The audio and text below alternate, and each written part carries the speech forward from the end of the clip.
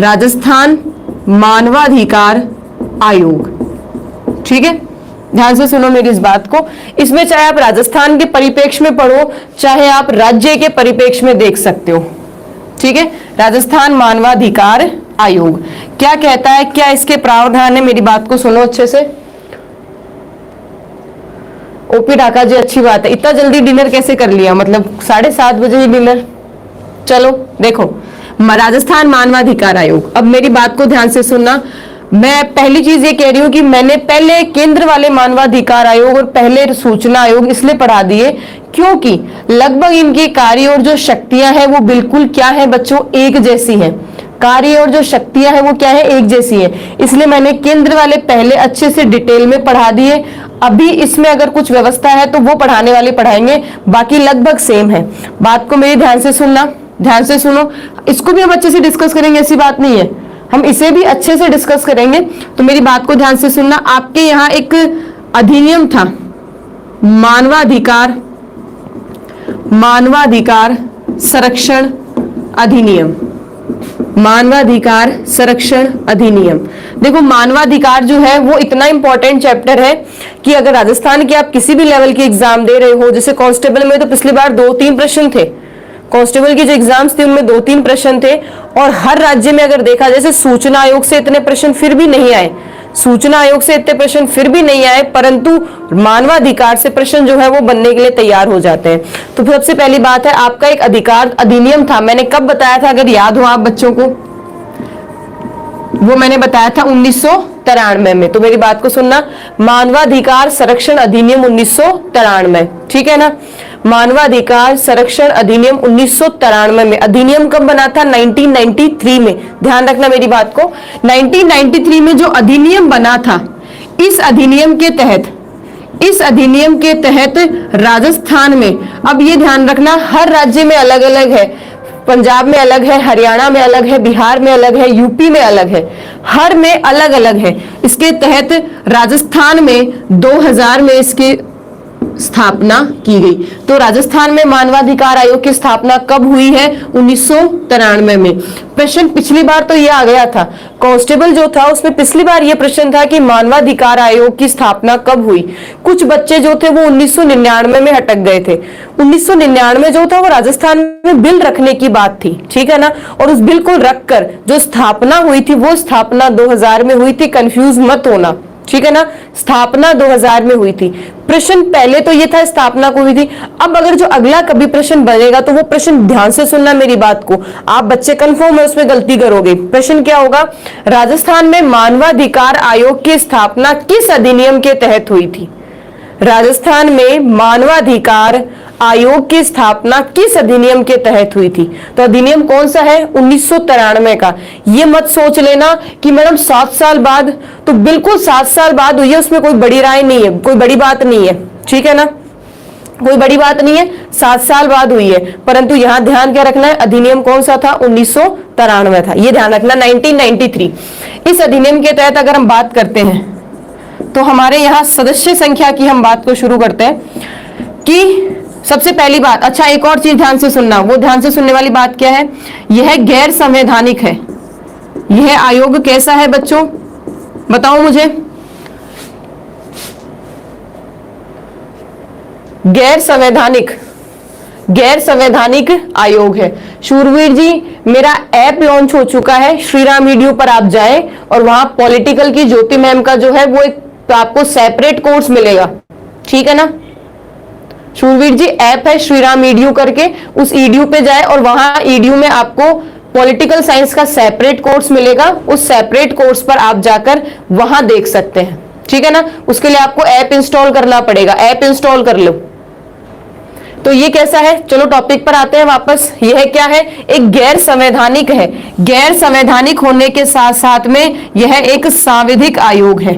सांविधिक आयोग है मतलब इसे विधानसभा, मतलब विधानसभा में प्रस्ताव रखा, उसके बाद पारित करवाया। इसे सीधा मंत्रियों द्वारा पेश नहीं किया गया है। अब जो बच्चे मेरे साथ आयोगों में कंटिन्यू जुड़े हुए हैं उन्हें तो पता है कि मैंने दो तरह के आयोग बताए थे, एक संवैधानिक, एक गैर संवैधानिक। और गैर संवैधानिक में भी दो तरह के आयोग होते हैं, एक वो जो संसदीय विधि से बनता है, एक वो जो मंत्रियों के विशेष प्रस्ताव से बनता है। तो आपका जो राजस्थान मानवाधिकार आयोग है, जिसमें आर हटा दिया गया, राजस्थान मानवाधिकार जो आयोग है वह सांविधिक आयोग है जो कि राज्य की विधानसभा में पारित करने के पश्चात इसका गठन किया गया था। ठीक है, अगर मैं सदस्य संख्या की बात करूं तो देखो, सदस्य संख्या में जब प्रारंभ में, ध्यान से सुनना, जब प्रारंभ में ये बना था, जब प्रारंभ में मानवाधिकार बना था, तब इसमें एक अध्यक्ष प्लस 6 सदस्य। क्या था? जब स्टार्टिंग में बना था तब क्या था? एक अध्यक्ष थे और कितने थे? 6 सदस्य थे। अब हुआ क्या? 2006 में इस अधिनियम में क्या लाया गया था? संशोधन लाया गया था। इस अधिनियम में संशोधन लाया गया था जिसमें 2006 के बाद सदस्यों की संख्या कितनी कर दी गई? 1 + 2। तो अभी आज वर्तमान में कितने हैं? 1 + 2 कितने हैं? टोटल 3 है। तो मेरी बात को समझे, वर्तमान में कितने हैं? 1 + 2 3 है। पहले प्रारंभ में कितने थे? टोटल 7। आज कितने हैं हमारे पास में? 3 है। अब देखो, सबसे पहला मुझे ये बताओ, प्रथम अध्यक्ष कौन था? आपके मानवाधिकार आयोग का सबसे पहला अध्यक्ष या अध्यक्षिका एक महिला थी। कौन थी? कांता भटनागर।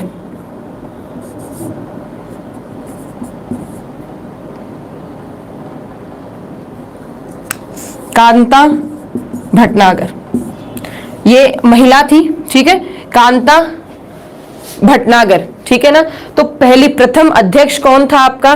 प्रथम अध्यक्ष था आपका कांता भटनागर। ठीक है, अब अगर बात करें तो वर्तमान, जैसा कि मैं हमेशा आपके ऊपर छोड़ देती हूं, आप सबको पता है कि जैसे मैं वर्तमान हमेशा आप पर छोड़ती हूं, तो वर्तमान अध्यक्ष कौन है इसकी बात आप ध्यान रखना। ठीक है ना? जब भी एग्जाम देने जाओ वर्तमान को चेक करके जाना। ठीक है ना? जब कभी भी एग्जाम देने जाओ तो आप चेक करके जाना। ठीक है, तो वर्तमान कौन है? वर्तमान कौन है उसकी जांच, उसकी ये डिटेल ये आप पर छोड़ूंगी, मैं क्लास में नहीं बताऊंगी। हो सकता है इस वीडियो को 2 साल बाद आप देखो, 3 साल बाद देखो, या मतलब ऐसा नहीं, इतना लंबा नहीं चलता है, बट जब भी देखो तो हो सकता है उसमें चेंजेस हो जाए, परिवर्तन हो जाए। वर्तमान आपको देखना है।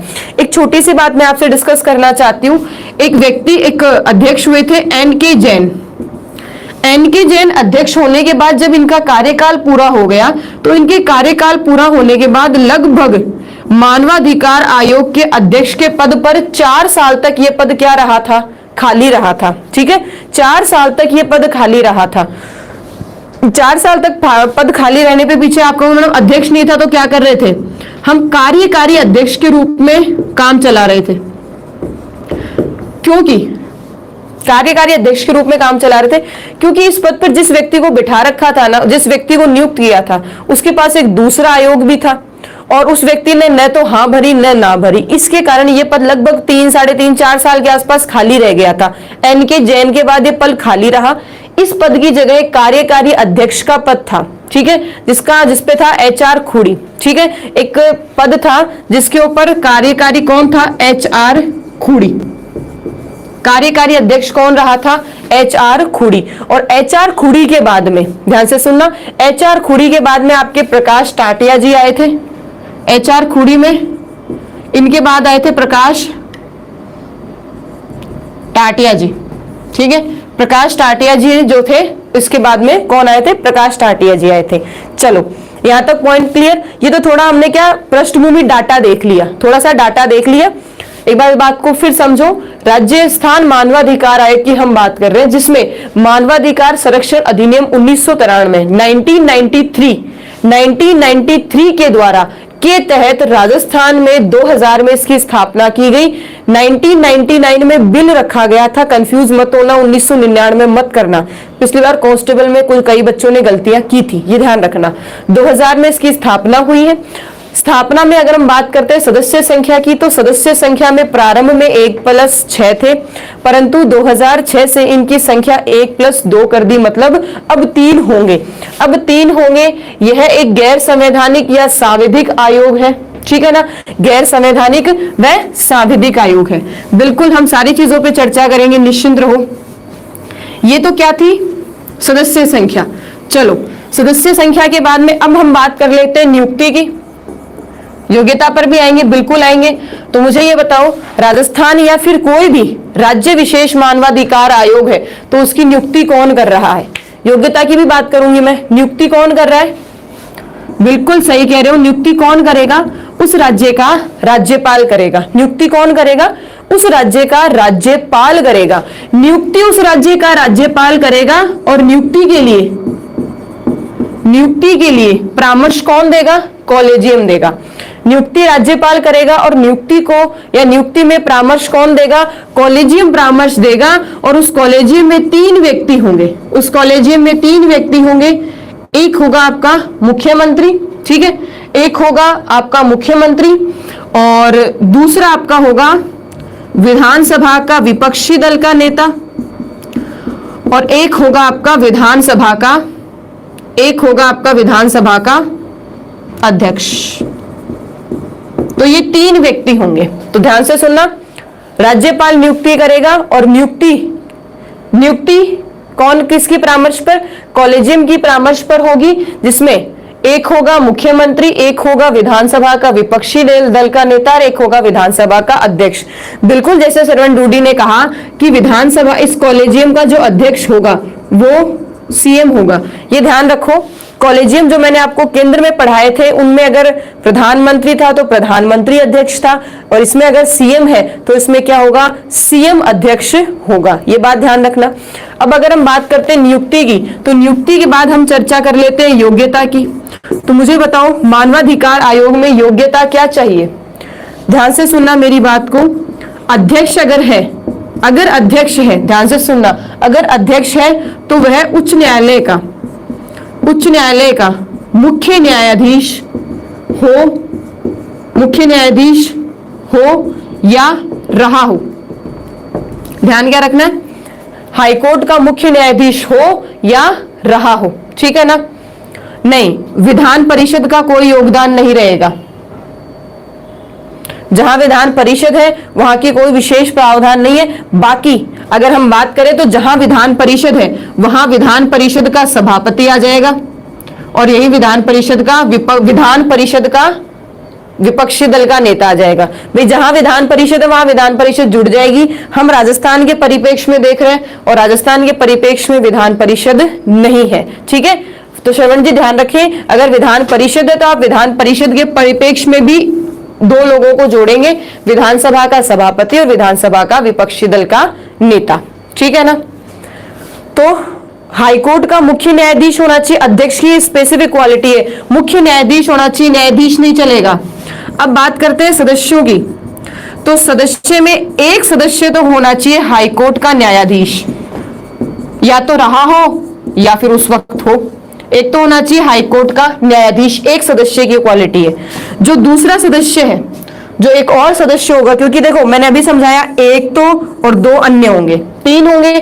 तो 3 में एक तो ये हो गया, एक ये हो गया। जो दूसरा है उसका ध्यान रखना, राजस्थान उच्च न्यायिक सेवा का अधिकारी जिसे 7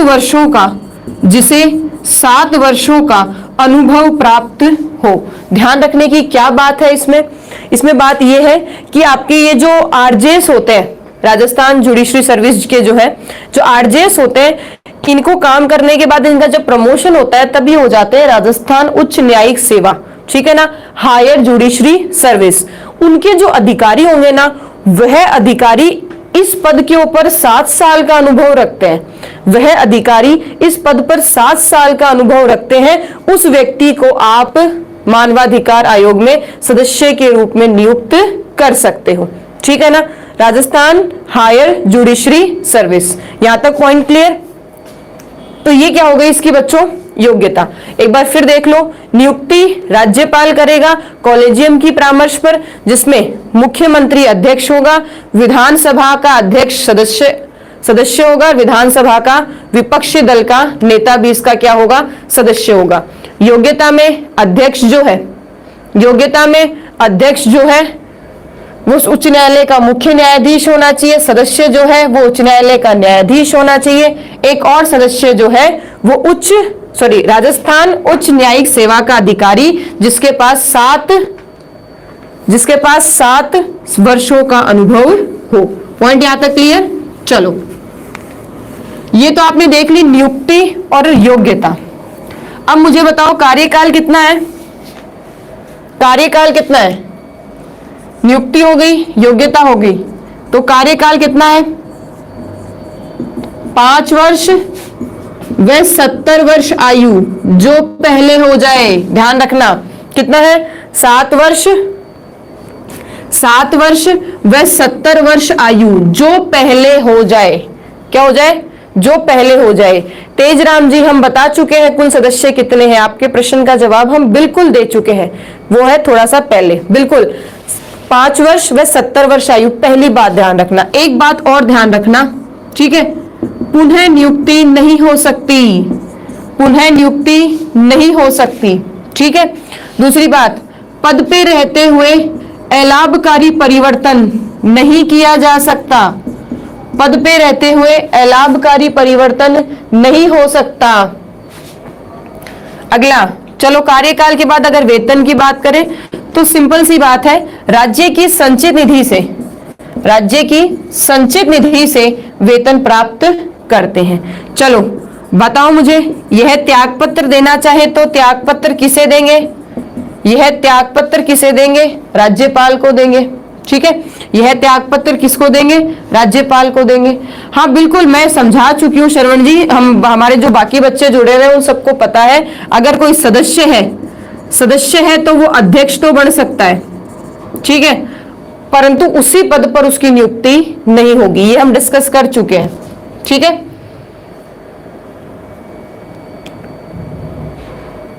सात क्या बोल दिया मैंने? 70 वर्ष आयु, 5 वर्ष 70 वर्ष आयु, 7 कहां बोल दिया था मैंने? कितना पकड़ते हो बात को? चलो अगर 7 वर्ष है तो इसमें ध्यान से सुनना, 5 वर्ष बोला मैंने, 7 नहीं बोला था, ठीक है। 5 वर्ष और 70 वर्ष आयु, 5 वर्ष व 70 वर्ष आयु जिस पर पुनः नियुक्ति नहीं कर सकता, सदस्य अध्यक्ष जरूर बन सकता है, अलाभकारी पद पर परिवर्तन नहीं होगा, ठीक है ना, अलाभकारी परिवर्तन नहीं किया जा सकता, वेतन राज्य की संचित निधि से मिलेगा और त्यागपत्र किसे देंगे बच्चों? राज्यपाल को देंगे। चलो अगली जो महत्वपूर्ण बात थी वो है पद से हटाना, पद से हटाना। अब ये बड़ी इंपॉर्टेंट बात आपको पता होना चाहिए, पद से हटाना। तो मेरी बात को ध्यान से सुनना। पहली बात, कदाचार व अक्षमता, कदाचार व अक्षमता के आधार पर सर्वोच्च न्यायालय की जांच से, ध्यान से सुनना, कदाचार व अक्षमता के आधार पर सर्वोच्च न्यायालय की जांच से, बताओ कौन हटाएगा? राष्ट्रपति या राज्यपाल? ये प्रश्न मैं आप पर छोड़ती हूं, बताओ कौन हटाएगा? राष्ट्रपति हटाएगा या राज्यपाल हटाएगा? बताओ जवाब, कौन हटाएगा? ये एक बड़ी बात समझने वाली है, और वो बात समझने वाली क्या है? हमने जितने भी अभी तक आयोग पढ़े, सभी आयोगों में ये पढ़ा है राष्ट्रपति राष्ट्रपति राष्ट्रपति। यहां नहीं है ऐसा, ठीक है ना, यहां ऐसा नहीं है। कदाचार और अक्षमता के आधार पर सर्वोच्च न्यायालय की जांच से राज्यपाल हटाएगा। यहां कौन हटाएगा? यहां राज्यपाल हटाएगा। ये बात विशेष जानने वाली है, ठीक है ना। अब इसमें एक बात और ध्यान रखना, जैसे कि मैंने तुम्हें पहले भी समझाया है, राज्यपाल जो है वो जांच कार्यवाही के दौरान, राज्यपाल जो है वो जांच कार्यवाही के दौरान अधिकारी को निलंबित कर सकता है, ठीक है। जांच कार्यवाही के दौरान अधिकारी को निलंबित कर सकता है, ये बात ध्यान रखना।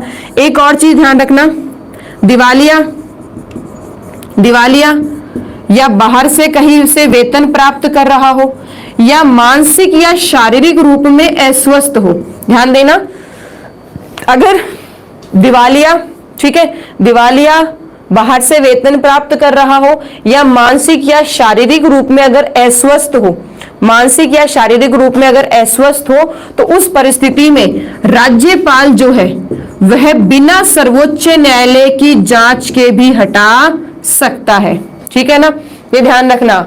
श्रवण जी, मैं कदाचार सुबह की क्लास में 3 बजे वाली क्लास में समझा चुकी हूँ। कदाचार पे हमारा बहुत लंबा चौड़ा डिस्कशन हो चुका है, मैं यहाँ रिपीट नहीं करूंगी। मैंने मॉर्निंग की क्लास में कदाचार समझा दिया था। ठीक है ना, तो दिवालिया हो या बाहर से वेतन प्राप्त कर रहा हो या मानसिक या शारीरिक रूप में अस्वस्थ हो, उस परिस्थिति में राज्यपाल हटा देगा, परंतु सर्वोच्च न्यायालय की जांच की हमें कोई आवश्यकता नहीं है। मतलब अगर इन तीनों के आधार पर हटाया जाएगा, मानसिक अस्वस्थ है ये, मानसिक अस्वस्थ, तो अगर इन पर हटाओगे, अगर इस आधार पर हटाओगे, ठीक है ना, अगर इस आधार पर हटाओगे तो राज्यपाल खुद ही हटा देगा बिना किसी जांच के, बिना, सॉरी जांच तो होगी ही, जांच तो होगी, मतलब सर्वोच्च न्यायालय से पूछा नहीं जाएगा। ठीक है, ये पद से हटाने की बात हो गई। अब पद से हटाने के बाद में हम बात कर लेते हैं आपका मानवाधिकार कार्य क्या करता है, काम क्या करता है। तो मैं आपको एक बात बता दूं, कार्य में वही कार्य है जो हमने राष्ट्रीय मानवाधिकार आयोग के संबंध में पढ़ा था। ठीक है, तो कार्य में मैंने जो वही पढ़ाए थे ना पहले वाले, वही काम इसमें है।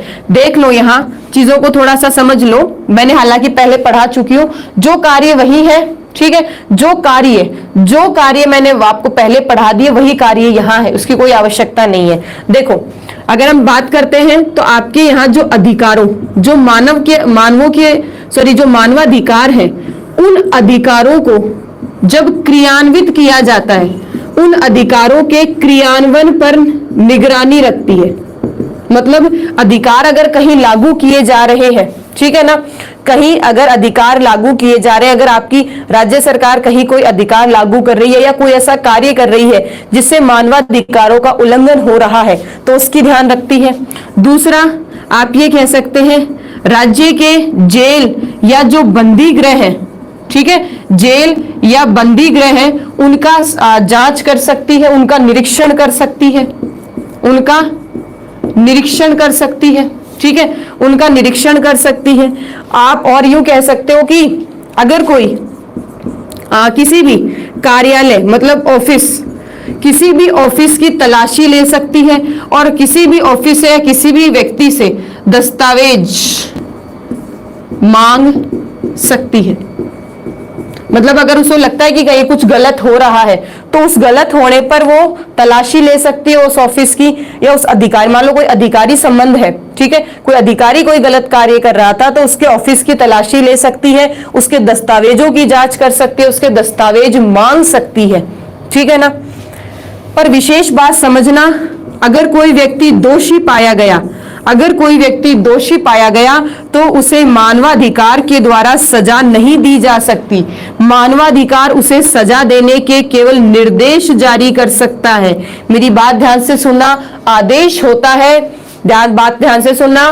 पिंटू मीना जी, बात को थोड़ा सीरियसली समझो। क्या समझना है, मानवाधिकार आयोग पता है कि इसने गलती कर दी, ठीक है, पता है इसने गलती कर दी, परंतु सजा नहीं दे सकता, निर्देश दे सकता है सजा देने के। मतलब केवल आदेश, मतलब आदेश का तो मतलब हो गया करना पड़ेगा, निर्देश में करे तो उनकी मर्जी, न करे तो उनकी मर्जी।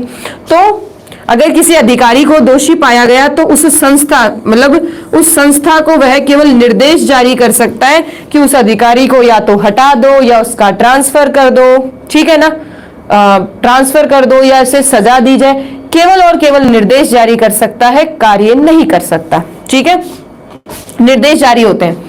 अगला अगर हम बात करते हैं तो और कोई काम, बिल्कुल अधिकारी जो अधिकार है उनका प्रचार प्रसार करता है, जो आपके अधिकार है उनका प्रचार प्रसार करता है। अगर ध्यान से सुनना, अगर हाईकोर्ट में अगर मानवाधिकारों का कोई अगर मानवाधिकारों से संबंधित कोई विवाद है जो काफी समय से लंबित पेंडिंग पड़ा है तो उस पर कार्यवाही करने की बात कर सकता है। ठीक है, तो उस पर कार्यवाही करने की बात कर सकता है। अगर अधिकारों का उल्लंघन हो रहा है तो न्यायालय को याचिका जारी करने का निर्देश दे सकता है। अगर कहीं भी अधिकारों का ठीक है, कहीं भी अधिकारों का उल्लंघन हो रहा है तो वह न्यायालय को याचिका, फिर ध्यान से सुनना, मैं क्या कह रही हूं, निर्देश दे सकता है। केवल क्या दे सकता है, निर्देश दे सकता है, कोई कार्यवाही नहीं कर सकता। तो आप यूं मान लीजिए मानवाधिकार आयोग को पता सब होता है पर कर कुछ नहीं पाता। ठीक है, कर कुछ नहीं पाएगा। पॉइंट यहां तक क्लियर? हाँ, वो शक्तियों में आ जाता है संदीप चौधरी जी, वो शक्तियों में आ जाता है। गवाही ले सकता है, ऑडियो वीडियो के द्वारा गवाही ले सकता है शक्तियों में। तो जैसी शक्तियां मैंने आपको केंद्रीय मानवाधिकार आयोग में समझाई थी वैसी शक्तियां यहां भी हैं। आपके सीपीसी 1908 के तहत समन जारी कर सकता है, शपथ पत्र जारी कर सकता है, ऑडियो वीडियो के द्वारा गवाही दर्ज कर सकता है। ठीक है, ये इसकी कुछ क्या हो गई, शक्तियां हो गई। तो ये आपका क्या हुआ, मानवाधिकार आयोग। एक बात मैं आपको और बता दूं, नोट लगाकर ध्यान रखना। एक तो आपका NHRC मतलब राष्ट्रीय मानवाधिकार आयोग, प्लस एक होता है आपका राज्य मानवाधिकार आयोग। ये जो दोनों आयोग होते हैं, इन आयोगों में सचिवों की नियुक्ति होती है। ध्यान से सुनना, इन आयोगों में सचिवों की नियुक्ति होती है। उन सचिवों का दर्जा, मेरी इस बात को ध्यान से सुनना, एग्जाम में प्रश्न तैयार हो सकता है। इन सचिवों का दर्जा जो है वो विभागीय सचिव के बराबर होता है, वो विभागीय सचिव के बराबर होता है। ये जो है, अगर इसमें जो इसके लिए जो सचिव होगा, इसके लिए अगर कोई सचिव होगा तो वह केंद्रीय विभाग के जो सचिव हैं, केंद्रीय विभाग के जो सचिव हैं उनके बराबर होगा दर्जा। और अगर इसमें कोई सचिव है तो उसका दर्जा बराबर होगा राज्य विभागीय सचिव के। बस इतना ध्यान रख लेना, इतना ही ध्यान रखना है। इनके सचिवों की नियुक्ति होती है, ठीक है ना, ठीक है, इनके सचिवों की नियुक्ति रखती है और सचिवों की नियुक्ति में उन्हें विभागीय सचिव का दर्जा दिया जाता है। यहां तक क्लियर? तो यह आपका मानवाधिकार आयोग है। अच्छा, मैं आपसे एक प्रश्न पूछती हूं, मानवाधिकार आयोग में जो केंद्रीय मानवाधिकार आयोग है, ये एक पत्रिका जारी करता है, उसका क्या नाम है? और एक आपकी राजस्थान मानवाधिकार जो है वो एक पत्रिका जारी करती है, उसका क्या नाम है? बताओ। ये जो राष्ट्रीय मानवाधिकार आयोग है, ठीक है ना, यह एक पत्रिका जारी करती है। तो अगर केंद्र वाली है तो उसका नाम क्या है? नई दिशाएं। जो केंद्र का है उसका क्या नाम है? नई दिशाएं। बिल्कुल सही है श्रवण जी, बिल्कुल सौरभ सही हो, नई दिशा। मुझे बताओ जो राजस्थान वाली जारी की जाती है उसका क्या नाम है? जो राजस्थान में जारी की जाती है उसका क्या नाम है? उसका नाम तो बहुत इजी है, मानवाधिकार संदेश। जो राजस्थान में जारी की जाती है, हर राज्य जारी करता है, ठीक है ना। तो यूपी वाला यूपी में देख ले, बिहार वाला बिहार में देख ले, हर राज्य जारी करेगा, ये ध्यान रखना। तो राजस्थान मानवाधिकार जो पत्रिका जारी करता है वो कौन सी जारी करेगा? मानवाधिकार संदेश, ठीक है, मानवाधिकार संदेश, ठीक है ना। यहां तक कंप्लीट। तो आपका जो मानवाधिकार है वो हम कंप्लीट कर चुके हैं। मानवाधिकार जो आयोग राजस्थान के परिप्रेक्ष्य में है वो कंप्लीट है। अगला है एक और लास्ट जो है, उसके बाद आपके आयोग कंप्लीट हो जाएंगे। राजस्थान सूचना आयोग, क्या नाम है? राजस्थान सूचना आयोग। यह, इसका ध्यान रखना, यह एक गैर संवैधानिक है, इसका भी संविधान में उल्लेख नहीं मिलता। यह भी एक तरीके से गैर संवैधानिक आयोग है, पहली बात, ठीक है। दूसरी बात इसमें क्या ध्यान रखना है, आपके यहां आरटीआई एक्ट 2005, ये एक अधिनियम था। जैसे कि मैंने मानवाधिकार आयोग में अधिनियम बताया था ना, 1993 का अधिनियम, 1993 के अधिनियम के द्वारा मानवाधिकार राज्य में बना। वैसे ही आपके राज्य में सूचना आयोग किस अधिनियम से बना? 2005 से। अधिनियम कौन सा था? अधिनियम कौन सा था? सूचना अधिकार अधिनियम, सूचना अधिकार अधिनियम, राइट टू इंफॉर्मेशन, सूचना अधिकार अधिनियम 2005। इसके आधार पर, ध्यान से सुनना, इस अधिनियम के आधार पर, इस अधिनियम के आधार पर 18 अप्रैल 2006 को राजस्थान में सूचना आयोग की स्थापना की गई। ध्यान से सुनना, ये राजस्थान विशेष की तारीख है, हर राज्य में तारीख जो होगी वो अलग अलग होगी, ठीक है। केंद्र वाला बिल्कुल सही कह रहे हो राजू, 12 अक्टूबर, ठीक है। केंद्र वाला बिल्कुल सही कह रहे हो, पर अगर मैं राज्य की बात करती हूं तो राज्य में राजस्थान में 18 अप्रैल 2008 को इसकी स्थापना की गई थी। 18 अप्रैल 2008 को इसकी स्थापना की गई थी। अब अगर हम बात करें तो इसकी स्थापना में जो सदस्य संख्या थी, स्थापना हुई तो इसके लिए जो सदस्य संख्या निर्धारित की गई उसमें एक मुख्य सचिव, एक तो सूचना आयुक्त होना चाहिए, एक क्या होना चाहिए? सूचना आयुक्त होना चाहिए, और 10 से ज्यादा नहीं होंगे, कम हो सकते हैं 10 से। पिंटू जी कहां ले गए? 2006 है, 8 नहीं है, ठीक है। अरे 8 बोल दिया क्या? बोला 8 था क्या? 6 है, 8 कहां पढ़ रहे हो? 6 है, मैंने 8 बोल दिया था क्या? चलो 16 अप्रैल 2006, 8 बोल दिया होगा सॉरी, 2008 को इसकी स्थापना हुई थी। दोनों, चलो, एक होगा मुख्य सचिव और 10 होंगे अन्य सचिव, अन्य सूचना आयुक्त।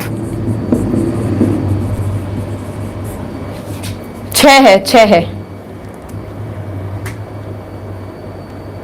हाँ, 2006 ही है, ठीक है, वो सही है। बोर्ड पे जो लिखा है मैंने वो सही है। चलो, हाँ, अच्छा, आप सुनने का भी बहुत अच्छे से सुन रहे हैं, इसका मतलब सुन भी बहुत अच्छे से रहे, बहुत अच्छी बात है। तो आरटी एक्ट 2005 के द्वारा इस आधार पर, इस अधिनियम के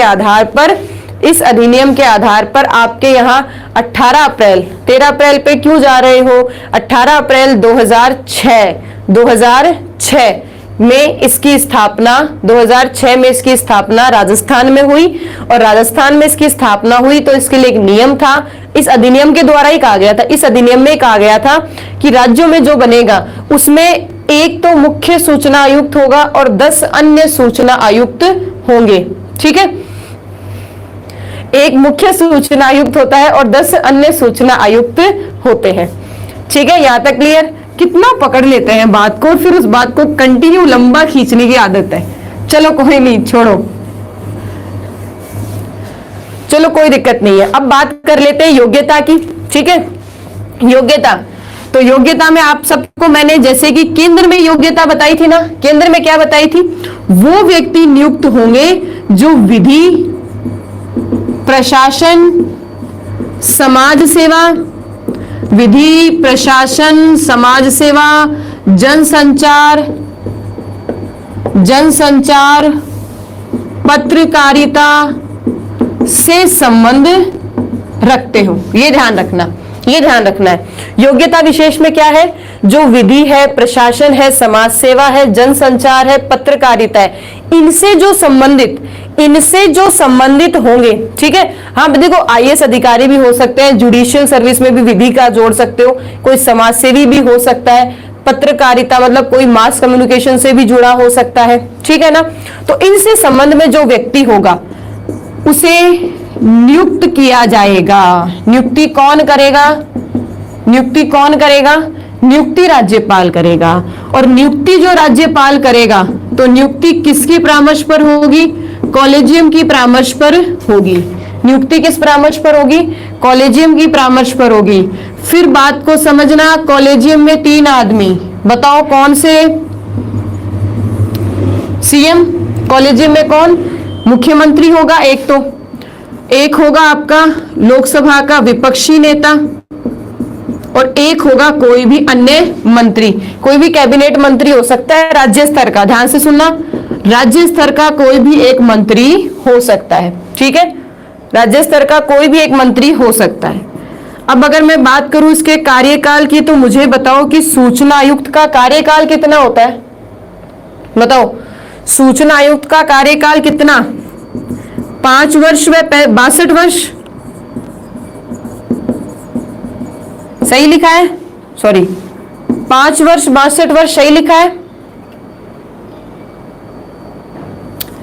नहीं है, 65 ही आएगा। नहीं है, 5 और 65 है, 62 नहीं है, ये ध्यान रखो, ठीक है ना। 5 वर्ष व 65 वर्ष आयु होगी। इसके लिए भी क्या ध्यान रखना है? पद पर पुनः नियुक्त नहीं हो सकता। पद पर पुनः नियुक्त नहीं हो सकता। पद पर पुनः नियुक्त नहीं हो सकता। बस ध्यान क्या रखना है? सदस्य जो है वो अध्यक्ष बन सकता है। सदस्य क्या बन सकता है? अध्यक्ष बन सकता है। पद पर पुनः नियुक्त नहीं हो सकता, सदस्य अध्यक्ष बन सकता है। अगली बात, अलाभकारी परिवर्तन नहीं किया जाएगा। जो इसकी सेवा शर्तें हैं, ध्यान से सुनना, जो इसकी सेवा शर्तें हैं, उन सेवा शर्तों में अलाभकारी परिवर्तन नहीं किया जाएगा। सेवा शर्तों में अलाभकारी परिवर्तन नहीं होगा। वेतन में आप कटौती नहीं कर सकते हो, ठीक है। कार्यकाल के बाद अगर हम बात करते हैं त्यागपत्र की, तो त्यागपत्र किसको देगा? त्यागपत्र किसको देगा? राज्यपाल को। वेतन की बात करते हैं तो हम सबको पता है कि वेतन राज्य की संचित निधि से प्राप्त होगा। कहां से प्राप्त होगा? वेतन राज्य की संचित निधि से प्राप्त होगा। पद से हटाने की व्यवस्था को समझते हैं, उससे पहले एक बार देख लो। योग्यता, जिसमें विधि, प्रशासन, समाज सेवा, जनसंचार, पत्रकारिता से संबंध हो। नियुक्ति जो है वो राज्यपाल करेगा कॉलेजियम की परामर्श पर, ठीक है। कॉलेजियम में 3 व्यक्ति, एक मुख्यमंत्री, दूसरा विपक्षी दल का, सॉरी लोकसभा लिख दिया क्या मैंने? सॉरी, विधानसभा है, सॉरी विधानसभा है, मैंने अब देखा था, ठीक है। आप लिख तो रहे थे पर मैंने अब देखा। विधानसभा का विपक्षी दल का नेता हो और एक राज्य का कोई भी मंत्री हो सकता है। कार्यकाल में 5 वर्ष 65 वर्ष आयु। कार्यकाल जो है वो 5 वर्ष 65 वर्ष आयु, ठीक है। और पद पर पुनः नियुक्त नहीं हो सकता, अध्यक्ष सदस्य अध्यक्ष बन सकता है। बस इतना ध्यान रखना। अलाभकारी परिवर्तन नहीं किया जाएगा और त्यागपत्र राष्ट्रपति को देंगे। वेतन राज्य की संचित निधि से मिलेगा। चलो पद से हटाते हैं।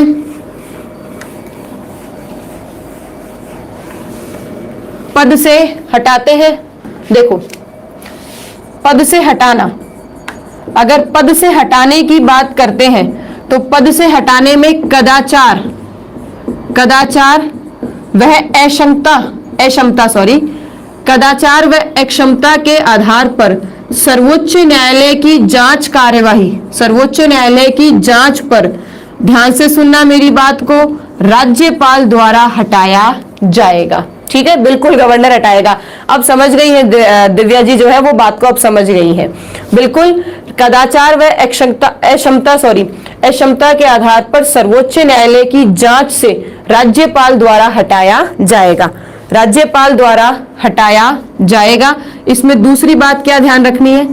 राज्यपाल जांच के दौरान अधिकारी को निलंबित कर सकता है। राज्यपाल जांच के दौरान अधिकारी को निलंबित कर सकता है। तीसरा, एक और बात जो वही है, दिवालिया है, बाहर से कहीं से वेतन प्राप्त कर रहा हो या मानसिक रूप से अस्वस्थ हो, इस परिस्थिति में राज्यपाल बिना सर्वोच्च न्यायालय की, इस परिस्थिति में राज्यपाल बिना सर्वोच्च न्यायालय की जांच के भी सीधा हटा सकता है, ठीक है ना, सीधा हटा सकता है।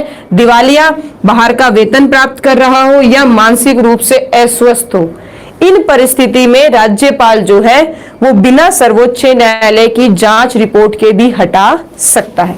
ये पद से हटाने की बात आई। अब मैं आपसे एक प्रश्न पूछती हूं। प्रश्न ये है कि राज्य का मुख्य सूचना आयुक्त का दर्जा किसके बराबर है और राज्य के अन्य सूचना आयुक्त का दर्जा किसके बराबर है? जवाब दो। राजस्थान ले लो चाहे राज्य ले लो, एक ही बात है। राज्य मुख्य सूचना आयुक्त का दर्जा किसके बराबर और जो अन्य सूचना आयुक्त है उसका दर्जा किसके बराबर? बताओ, इनका दर्जा किसके बराबर है? इनका दर्जा किसके बराबर है?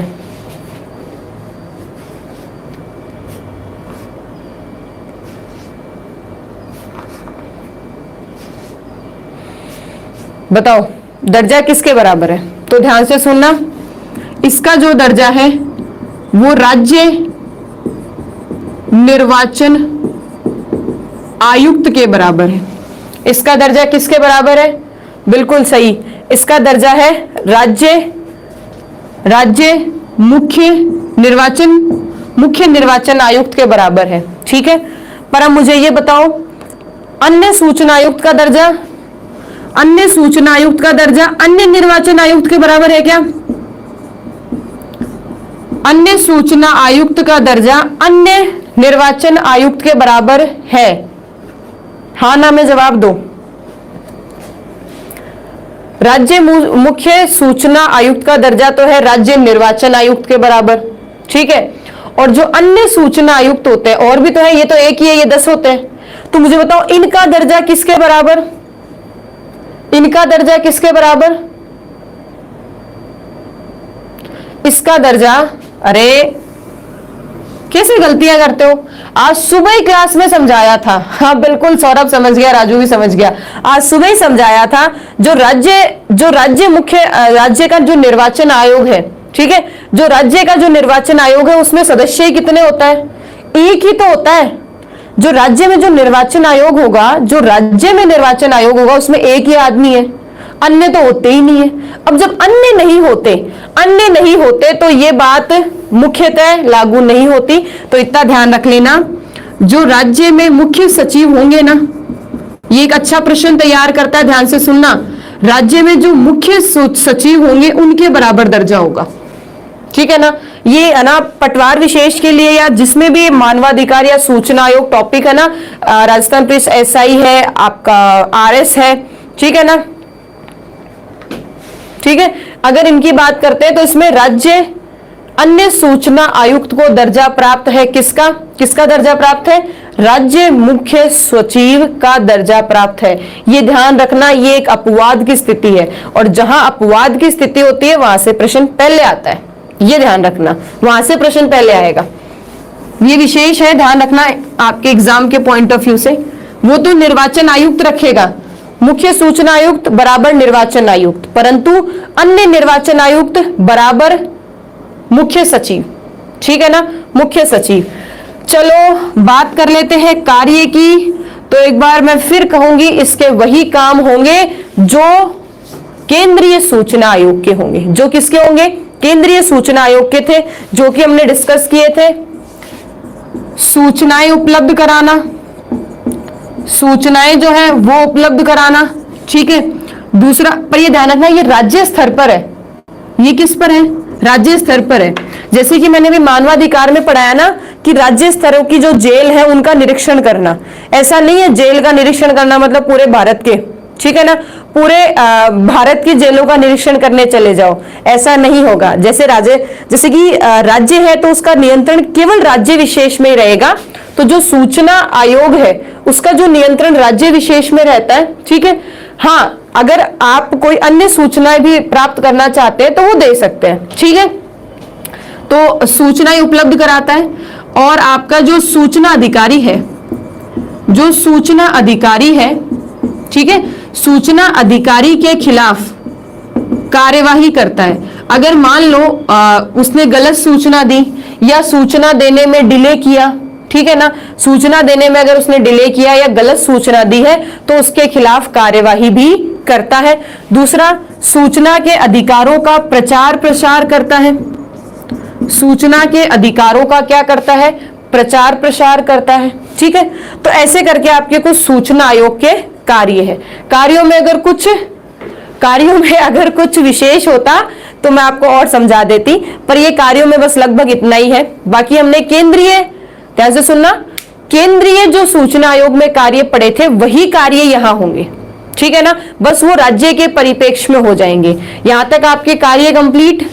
चलो अब मुझे याद नहीं है, आप याद दिलाओ। पहला सूचना आयुक्त, राजस्थान विशेष में पूछ रही हूं, राजस्थान विशेष में पहला मुख्य सूचना आयुक्त कौन था? पहला मुख्य सूचना आयुक्त कौन था? पहला कौन था बताओ, मुझे याद नहीं है, अब आपको बताना है, बताओ।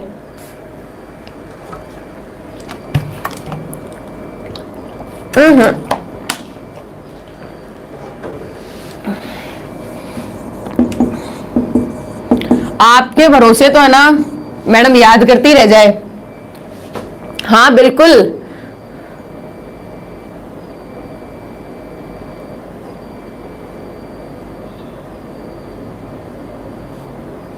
ठीक है। तो कौन थे पहले? एमडी कोरानी पहले थे, दूसरे भी देख ही लो, टी श्री निवासन। दूसरे कौन थे? टी श्रीनिवासन, ठीक है, टी श्रीनिवासन जो थे वो दूसरे थे। चलो अब वर्तमान तो बता ही दो प्लीज, अब वर्तमान में कौन है वो तो बता ही सकते हो। वर्तमान में जो है वो सुरेश चौधरी है। वर्तमान में कौन है? वर्तमान में सुरेश चौधरी है।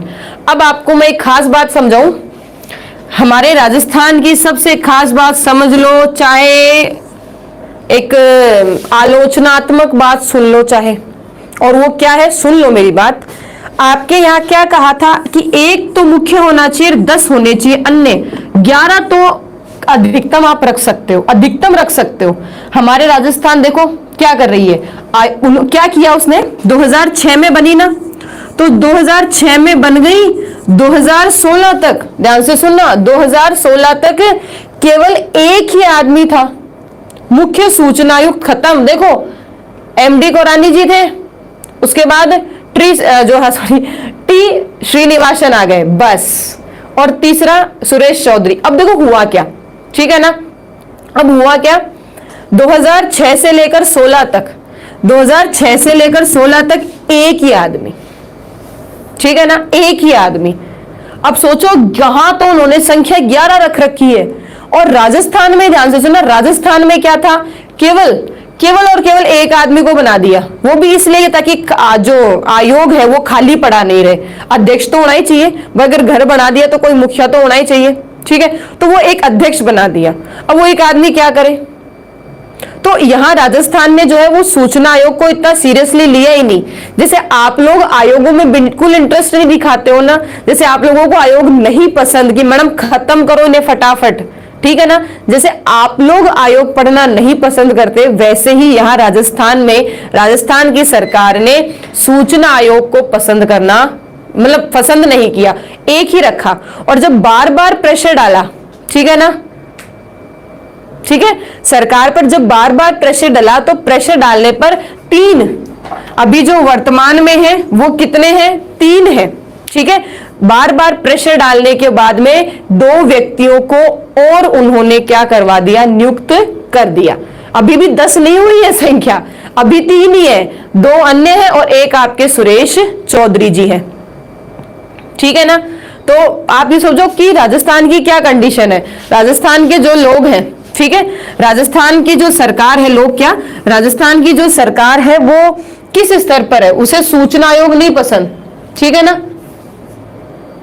उन्हें सूचना आयोग से मतलब ही नहीं है। सूचना आयोग होना जबकि कितना जरूरी है, मतलब यूं कह सकते हैं कि सूचना आयोग जो है वो बहुत हेल्पफुल होते, एक स्वतंत्र निकाय है, परंतु हमारे यहाँ की सरकार को पता है अगर सूचना आयोग में अगर अधिकारियों को नियुक्त कर दिया और उन्होंने अब अधिकारी होंगे तो आप प्रश्न पूछोगे, और प्रश्न पूछोगे जैसे कि फलाना व्यक्ति को इतना खर्चे का पैसा कहाँ से मिला, फलाना व्यक्ति को ये अगर जमीन अलॉट हुई तो किस प्रकार अलॉट हुई, किस कार्य के लिए अलॉट हुई, इतने खर्चे का पैसा, मतलब जैसे मान लो कि किसी काम के लिए इतना पैसा आया था उस पैसे का उस व्यक्ति ने क्या क्या किया, ब्यौरा दो। मतलब सूचना आयोग में आप सूचना का अधिकार, आप कोई भी सूचना मांग सकते हो, और उस सूचना का अगर पता आपको चल जाए तो आप कितने घोटाले, आप खुद बैठे बैठे पता कर लो कि सरकार ने इतना पैसा दिया, उसमें से खर्च इतना ही हुआ, बाकी पैसा जेब में।